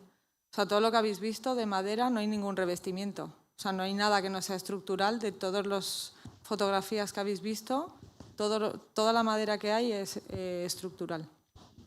Las losas de forjado son de contralaminado y dejamos vista la cara inferior y entonces por la cara superior es por donde ponemos una espuma de poliuretano y luego unas placas de yeso para darle cierta masa, porque claro, yo creo que el único problema que tiene la madera es la acústica. Porque claro, como es un material tan ligero, necesita ganar masa para mejorar sus condiciones acústicas. Por eso siempre hay una de las caras que es por donde se hace todo el tratamiento. Entonces le pusimos esta espuma de poliuretano, en algunos casos una fina capa de mortero o si no placas de yeso para mejorar el peso y con esto la acústica aérea. Y luego un suelo técnico, por donde van todas las instalaciones. Entonces esas instalaciones en el suelo técnico sirven tanto a su propia planta como pinchan por el techo, la iluminación y los rociadores y tal a la planta inferior. O sea, el suelo técnico da servicio tanto a su propia planta como para abajo. Pero bueno, son losas de CLT, yendo desde... O sea, como su comportamiento bidireccional es tan bueno, pues tenemos losas desde 12 centímetros de espesor hasta 16, 18, 20, dependiendo de la luz estructural que salven. Y luego efectos acústicos y térmicos, eso. Siempre mostramos la madera a una de las caras y por la otra cara es por donde se hacen todos los tratamientos. O sea, se le pone, cuando es en fachada, se le pone una lana de roca y una lámina impermeabilizante, pero siempre permitiendo la transpirabilidad de la madera. O sea, siempre hay que permitir que la madera respire para no perder sus propiedades higrotérmicas y de regulación de la humedad y todo. Por eso la lámina impermeable tiene que transpirar también y el aislamiento térmico y todo. Solo para complementar, en el caso de Chile se la tecnología de losa de entrepiso, y un poco respondiendo a las preguntas que también tomaba Elena, se está utilizando una losa de CLT, 12 centímetros, con una sobrelosa de hormigón armado, estructural, solidaria con la madera. Y cumple una serie de factores, digamos, ¿cierto? Primero, el de generar una placa rígida, en el caso de Chile, digamos, por los sismos, en el caso de Uruguay, por los fuertes vientos, puede ser un elemento importante, la rigidez de la placa de los entrepisos. Genera masa para el tema térmico, de manera de poder absorber el calor, digamos, ¿cierto?, cuando inciden los rayos de sol directamente, para poder generar una inercia térmica de absorber calor durante el día y entregarlo durante la noche, y mejora también el desempeño acústico, ¿cierto?, porque le agrega masa. Entonces esa combinación, y que una combinación bien increíble, porque se coloca la losa SLT, se le coloca, ¿cierto?, con brocha, digamos, ¿cierto?, un revestimiento arriba, unos tornillos. El desarrollo es una tesis de doctorado, un tornillo de hoy día de la madera, de que tienen doble rosca, digamos, con una serie de condiciones, con tornillos puestos así en 45 grados, se coloca la malla metálica y sobre eso se vierte el hormigón estructural. Se colocan menos puntales, digamos, ¿cierto?, que en el caso de una losa de hormigón, para poder sostenerlo, y las guías se retiran a la semana y genera entonces una placa con el cielo de madera, con un desempeño estructural, y mejora las condiciones acústicas y térmicas, digamos, para el confort interior. Así que, digamos, es un camino muy, muy utilizado. Ahora, para edificios bajo 4 pisos, el sistema de envigado de madera, ya sea con madera cerrada o con madera laminada, y sobre eso terciados o placas, digamos, estructurales, y sobre eso, sobre losa de hormigón, también es un sistema muy eficiente, digamos, ¿cierto?, de 4 pisos hacia abajo. O sea, son las tecnologías que todos conocemos y que también en estas edificaciones de mediana altura pueden ser utilizadas en este triple pack, que sean estructurales, que mejoran la acústica y que generen mejores condiciones de inercia térmica al interior de los edificios.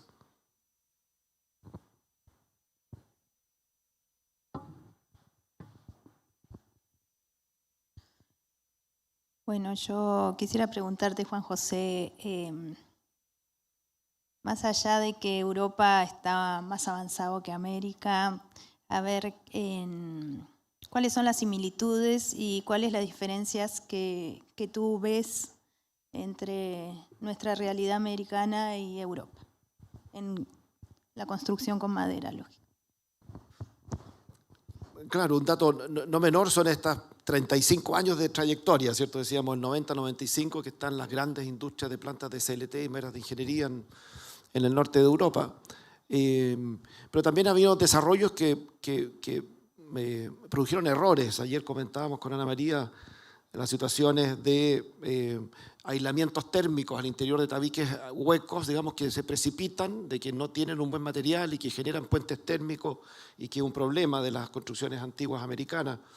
O en el caso de Canadá, de que fueron por esta idea de poder impermeabilizar la madera, que la forraron con una parca así, por adentro, por fuera, sellado todo por todos lados, y se le produjeron condensaciones al interior porque no dejaron que este material natural respirara. Entonces, la ventaja de estar partiendo 30 años después es que tenemos aprendizajes importantes para poder incorporar.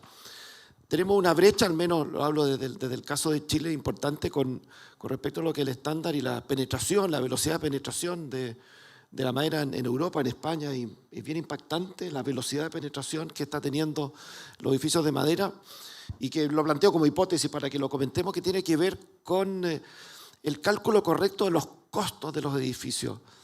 Si es que yo con mi edificio contamino el planeta, genero condiciones de insalubridad, la emisión de carbono en Chile vale por tonelada $5. El promedio internacional son 35, y hay países que $65 por tonelada de carbono emitido. Que es un costo real, es un costo que después tienen que subsidiar los estados, tenemos que subsidiar todo con los impuestos por el detrimento ambiental, social, digamos, que eso produce. Entonces, si nosotros efectivamente niveláramos, dijéramos por tonelada emitida $35, esto implica de que la competitividad de la madera, que en el caso de Uruguay es tremenda, ¿cierto? Podemos conversar después de por qué es tan grande en Uruguay la competitividad de la madera. La competitividad en Latinoamérica aumentaría muchísimo, y bajo este concepto del bosque sustentable. Yo creo que me tomo de Ana María de que la certificación internacional, social, ambiental y económica, el resguardo de las forestas originarias, el espacio que eventualmente tienen, digamos, ciertas plantaciones en un ecosistema que sea equilibrado, es la línea de base, digamos. Eso es responsabilidad, digamos, cierto, social de hoy día, digamos, cierto, y hacia futuro. Pero el de poder transparentar, digamos, cierto, de qué manera podemos calcular los costos directos, las externalidades negativas y el costo de operación de un edificio, haría, digamos, cierto, que la madera tenga ventajas tremendas y que los países más desarrollados ya la han incorporado en sus políticas de subsidio, en sus políticas de apoyo, y que se manifiestan finalmente en un mejor bienestar de la población. Muchas gracias. Y Elena, a ver, pensando en tu experiencia como privada o que quiso incursionar con madera y en el primer intento no estuvo el éxito que se deseaba. ¿Cuáles son hechos singulares que transforman y que los inversores privados se convencen de que la construcción con madera es el camino a seguir?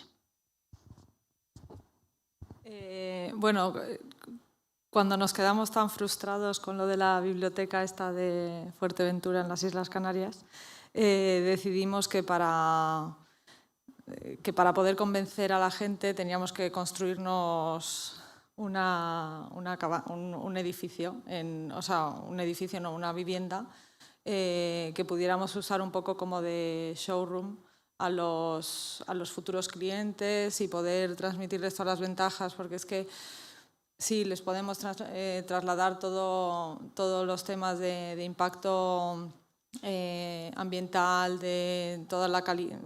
Podemos, a nivel hablado, les podemos transmitir, pero hasta que no lo ves, hasta que no lo sientes, hasta que no lo tocas, hasta que no lo hueles, hasta que no lo vives, la percepción no es tan intensa. Entonces dijimos, tenemos que sí o sí construirnos una casa de madera para poder enseñar a los clientes. Conseguimos, con unos familiares, conseguimos dinero para construirnos una pequeña vivienda y esa vivienda fue a la que invitamos a todos los cooperativistas con los que luego hicimos la cooperativa grande en Madrid, a través de eso, realmente nos sirvió para convencer a la gente, al cliente privado, y porque cuando lo ven y pasan un tiempo allí, unas horas, se convencen. Es que no es comparable. Y nosotros yo no me imagino viviendo en una casa que no sea de madera, porque es que la sensación térmica es que no es comparable con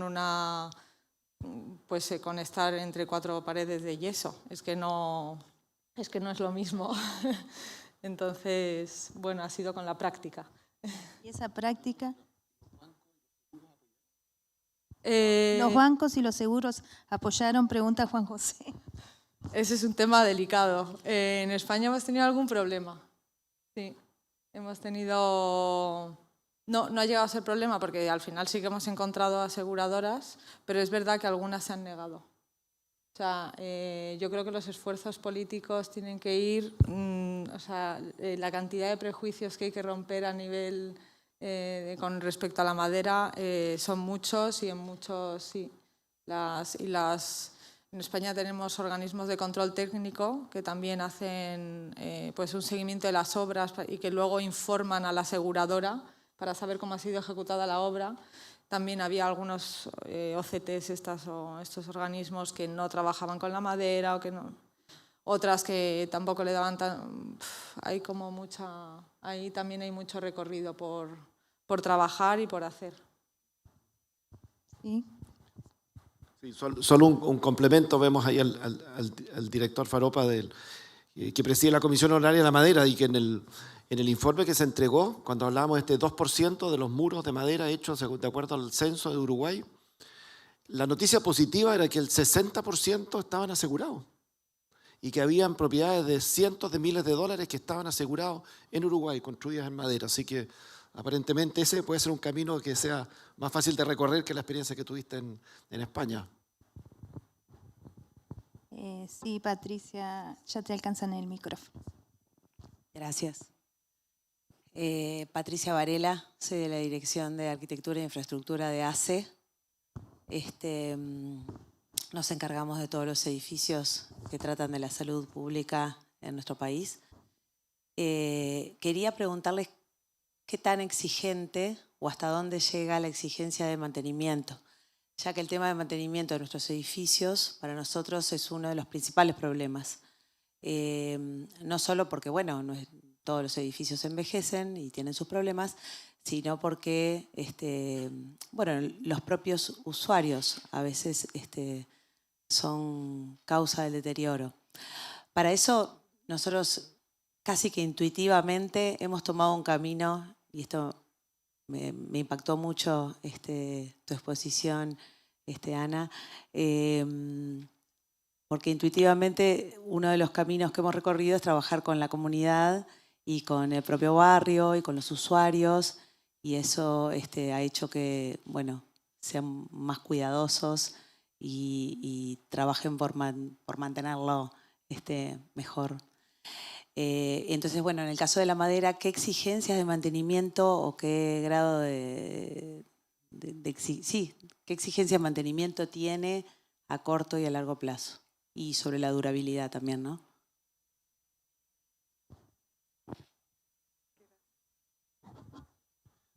Claro, primero la parte estructural, muy bonita esa imagen del esqueleto y con todas esas layers, digamos, ¿cierto?, para poder definir la parte de la estructura. Es madera, primero, que proviene de bosques certificados. Segundo, que es clasificada estructuralmente. Tercero, que tiene los niveles de protección, digamos, de la madera en su parte estructural, de durabilidad, también certificado, y por lo tanto es una madera que tiene las condiciones para poder ser utilizada en construcción, que no es cualquiera, sino que ha pasado por un proceso que tiene definido su nivel de humedad para tener estabilidad en términos dimensionales y tampoco que la casa se tuerza, el edificio, digamos, ¿cierto?, tenga alguna falla, digamos, durante su vida útil. Y edificios de madera, yo tuve el placer de estar abrazado a una columna de 1000 años de un templo de 7 pisos en Japón. O sea, si está bien construida y está protegida por diseño, digamos, ¿cierto?, digamos, la vida útil es permanente. Ahora, el tema de los revestimientos y la parte exterior, digamos, de fuera de la estructura, depende mucho del programa. Comentábamos antes con uno de los ejecutivos de Urufor, de que ellos construyen, o sea, desarrollan unos revestimientos de exteriores que las familias, una casa, acostumbran a cambiar los revestimientos exteriores cada 10 años y por lo tanto el nivel de terminación y durabilidad está relacionado con ese programa. En el caso de un recinto de salud que tiene normas de higiene, normas de desempeño, de aseo, digamos, ¿cierto?, muy exigentes, los revestimientos de un pabellón o los revestimientos de una sala de espera, digamos, los revestimientos del lugar, digamos, donde están los médicos, cumplen, digamos, con todas las condiciones para poder, con esos revestimientos exteriores, entregar ese desempeño. Igual así, el tema de la madera expuesta, madera que al interior, usando los barnices, digamos, ¿cierto?, adecuados, tiene, digamos, ¿cierto?, una vida útil permanente. La exposición de madera, los coreanos que lo han medido todo, en la Conferencia Mundial de la Madera el 19 fue en Corea, midieron el desempeño de pacientes, de familiares en salas de espera, con respecto a lo que era su nivel de ansiedad, las pulsaciones del corazón, los niveles de presión, en distintos ambientes. Y la madera generó condiciones tales de mayor confort, mayor paz en las familias que están en la sala de espera, mejores niveles de recuperación de los enfermos, acortar los tiempos, por ese desempeño, esa empatía, digamos, que tiene el material, la generación de ese ambiente con esas condiciones hidrotermias, digamos, térmicas que tiene la madera. Por lo tanto, uno podría decir de que para un recinto de salud, ojalá entero encapsulado por dentro y usando materiales lavables, digamos, ¿cierto?, y que sean fácilmente que cumplan con las condiciones de higiene, pero también atender de que hay en determinados lugares un porcentaje de una sala de espera o un box donde se dan atenciones primarias, que tener madera expuesta con recubrimiento, con los barnices adecuados, genera también mejores condiciones para la salud de los pacientes y los familiares.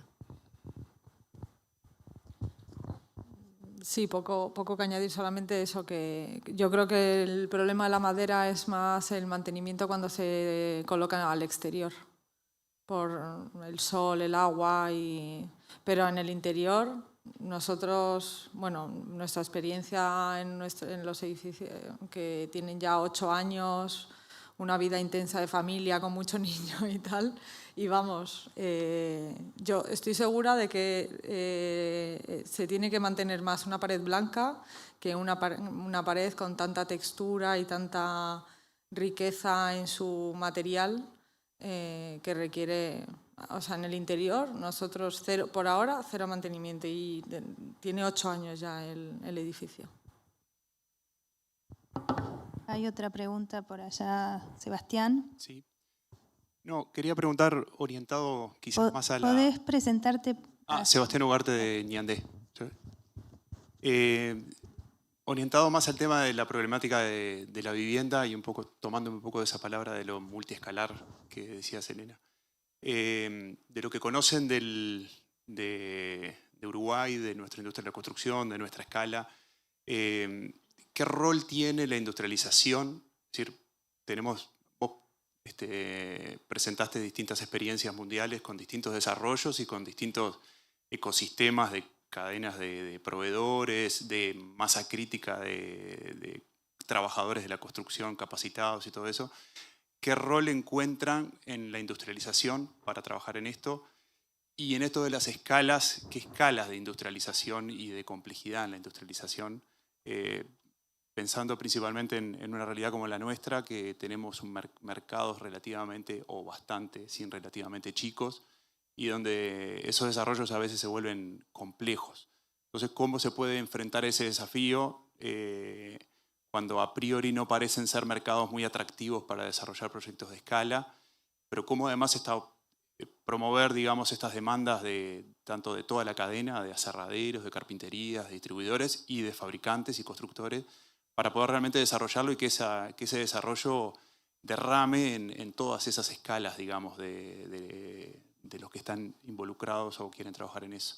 ¿Qué visión tienen? ¿Qué pistas nos pueden dar de por dónde caminar, digamos? Más allá de los sistemas, del entramado ligero, de los sistemas más masivos, ¿qué pistas podemos desde el Uruguay caminar, digamos?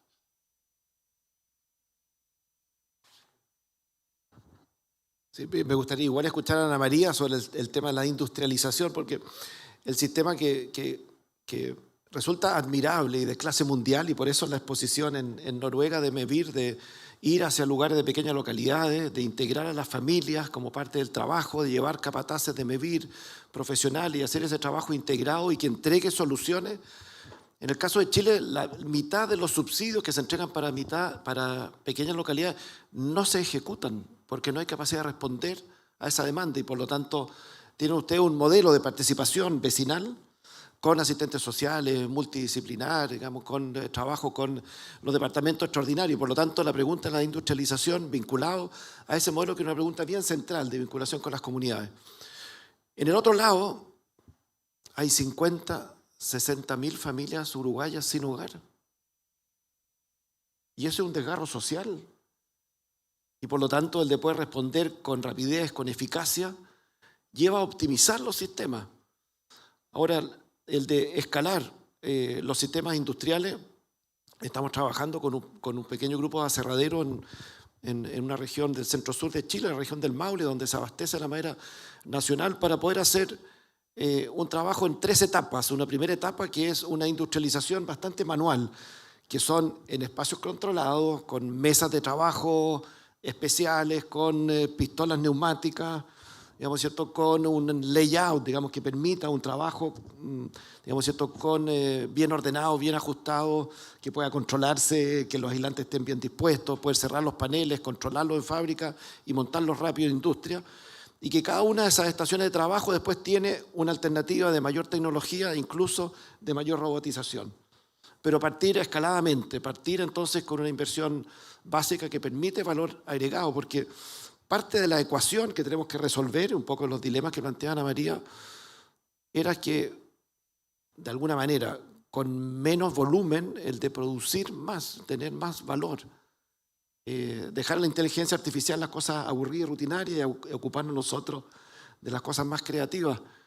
Y en ese sentido, el de ir hacia una fase industrial, la madera es liviana, es dúctil y por lo tanto es un material privilegiado para industrializarlo. ¿Cómo eso hacerlo de manera con un escalonamiento que acompañe la demanda real? Porque son inversiones importantes.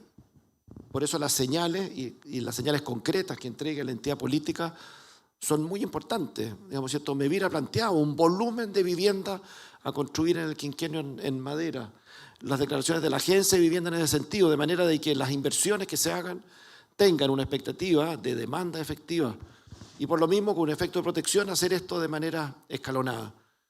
Pero la pregunta de la participación de las comunidades locales, de los pequeños villorrios, en este proceso de aumentar, de pasar de procesos artesanales a semi-industriales.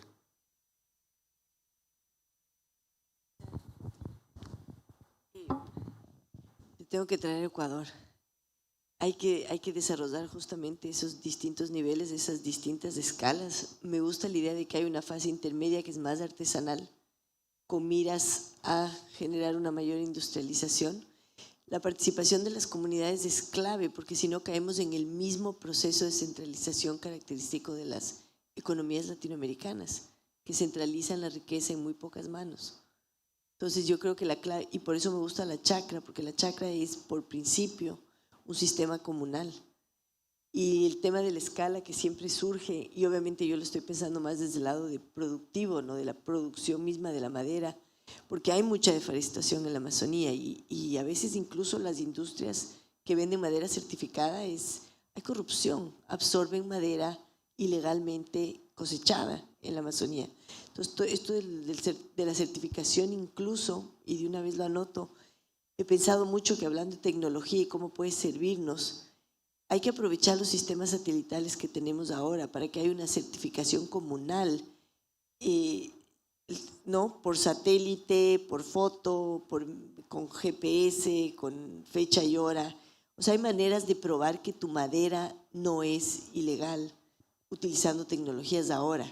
Entonces también creo que hay que tener ya certificaciones locales, que no siempre controle la certificación un organismo en Estados Unidos o un organismo en Europa, sino que sea ya una certificación comunal a través del teléfono, por ejemplo, ¿no? Y también con satélites de monitoreo que te puedan decir, de aquí vino la madera, fue plantada hace 5 años y hay 5 nuevas balsas o nuevas palmas plantadas. Pero bueno, este tema de la certificación también hay que pensarlo. Y el de la industrialización, yo lo que digo es, de chacra en chacra construyes miles de kilómetros cuadrados de bosque. Y también hay que empezar a pensar cómo de árbol en árbol alimento estos distritos para la carpintería, para la manufactura, para el valor agregado, por ejemplo, de la madera, de estas chacras. Casi que pensarle a la economía al revés, de cabeza. Ahorita la macroeconomía crea el territorio. ¿Cómo podemos hacer que el territorio genere una economía? Es completamente al revés la forma de pensarlo. Y nos está costando trabajo. Porque en el caso del policultivo amazónico, nada está diseñado en la economía mundial para pensar en múltiples especies. Todo está pensado para pensar en una. Por ejemplo, en el caso aquí de ustedes, si no me equivoco, en estas costas del Atlántico estaban los barcos pesqueros pescando muchísimas especies y las estaban tirando todas al mar porque vendían una, no sé cuál, ¿no? Entonces ese absurdo de la mente monocultural es, yo creo, el que nos está imponiendo el mayor reto de creatividad a futuro. Y sí, o sea, sería increíble poder pensar cómo hacemos política pública basada en esta otra forma de hacer industria, del bosque para arriba, digamos, del territorio para arriba. No sé, muchas preguntas, así que ya voy a ver cómo hago para traerte asesores. Bueno, y para concluir, quizás preguntarle a los tres ¿Cómo ha sido su experiencia en integrar estos grupos de evaluación para estos proyectos que van a ser icónicos en nuestro país con sistemas constructivos con madera? Lógicamente, experiencia, no vale brindar información reservada hasta el momento. Quien quiera. Elena participa del grupo técnico en la Agencia Nacional de Vivienda por el edificio en altura, y Juan José y Ana María están participando en MEVIR, con la evaluación de las 20 viviendas en Tranquera.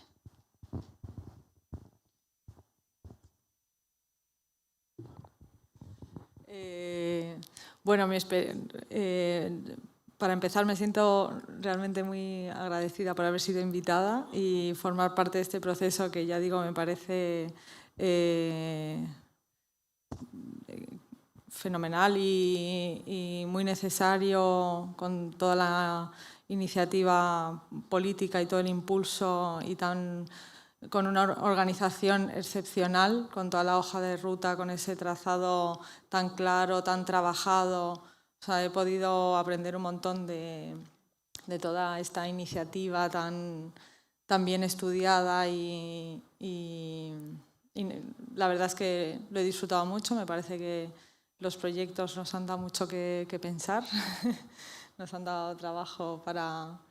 Y bueno, creo que es una iniciativa estupenda y que va a generar desde luego una gran semilla que empezará a crecer muy rápido y a propagarse rápidamente, porque ya digo, una vez que lo vives, el boca a boca y tal, pues funcionará muy bien, estoy completamente segura. Muchas gracias.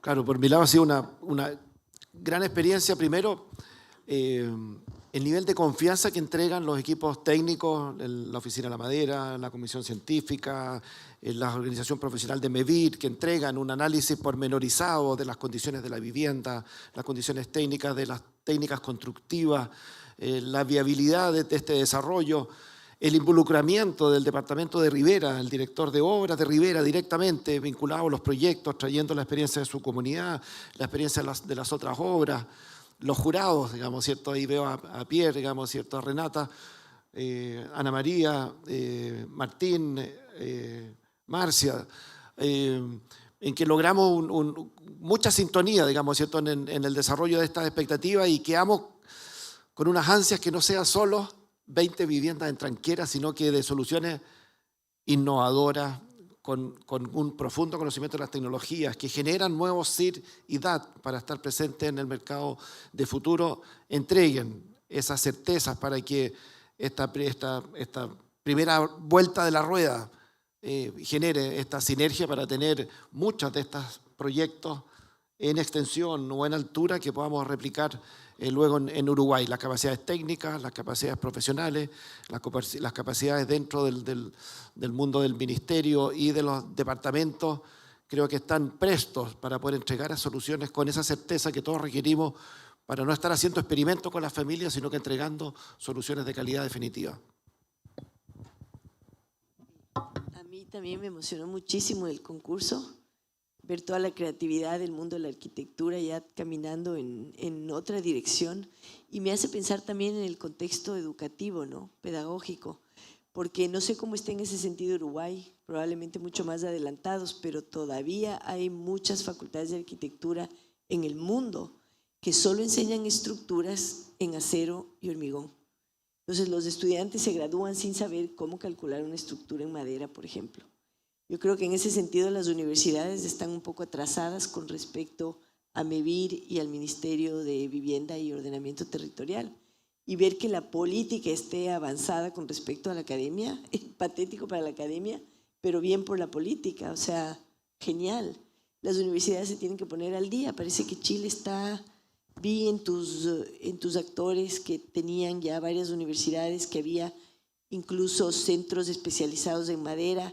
Eso tiene que empezar a permear la academia, porque no podemos seguir graduando arquitectos que solo saben calcular estructuras en hormigón y acero. Eso me parece preocupante. Entonces también hay que hacer una invitación a las universidades para ponerse al día con las bioeconomías y con ya una visión de futuro que no tiene absolutamente nada que ver. El hormigón es nefasto desde el punto de vista de la huella ecológica. Y nosotros seguimos celebrando nada contra la historia, es una maravilla la arquitectura moderna de Latinoamérica, pero seguimos siendo brutalistas. Creo que ya es hora de, hablando de la cultura, cambiar un poco también ya esa cultura. Y me emocionó el concurso porque veo otra cultura fraguándose, arquitectónica, y yo creo personalmente que es la del futuro. Entonces les felicito, están adelantados, están muy bien. Muchas gracias. Y bueno, como decía Juan José, también el entramado ese está compuesto por las universidades del Uruguay, y ya sea la terciaria o como la Universidad del Trabajo del Uruguay también, que hay cursos que lógicamente tenemos que impulsar con mayor, o como decía Elena, después de que vean que es bueno, también muchos más, quizás cursos optativos, los estudiantes lo tomen como uno de los principales. Y también hay cursos de posgrados y especialización, pero estamos caminando en todos los pasos. Bueno, agradecer a todos los presentes, a quienes se conectaron por YouTube y especialmente a estos 3 disertantes de lujo que tuvimos en la mañana de hoy.